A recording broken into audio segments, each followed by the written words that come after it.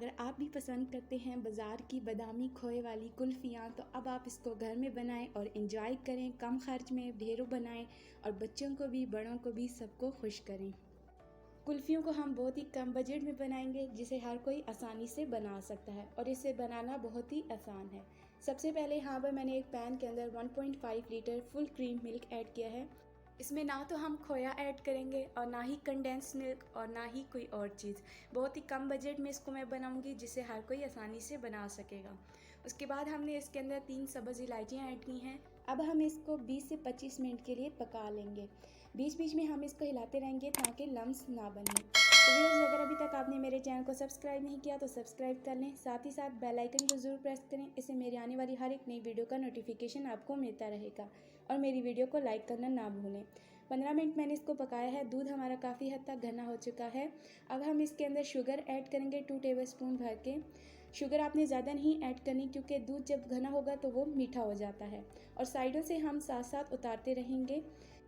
जब दूध हमारा गाढ़ा हो जाएगा तो हम इसके अंदर कूटे हुए बादाम 3 से 4 टेबलस्पून ऐड करेंगे।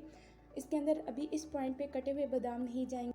साइड से हमारे पैन के साथ जो दूध लगा है हम उसको साथ साथ उतारते जाएंगे और मिक्स करते रहेंगे ताकि हमारी लम्स ना बने। तो अच्छे तरीके से हमने इसको घना कर लिया है। अब इस पॉइंट पे 2 टेबलस्पून मैंने कटे हुए बादाम ऐड किए हैं।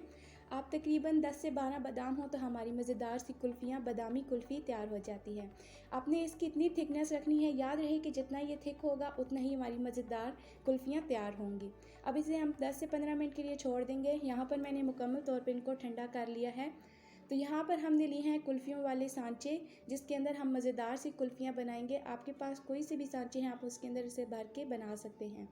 तो अब हम इनकी फिलिंग करेंगे। मैंने यहाँ पर 4 कुल्फ़ियाँ तैयार करनी हैं, तो इनको तकरीबन 7 से 8 घंटे के लिए अब हम फ्रीज़र के अंदर रख देंगे।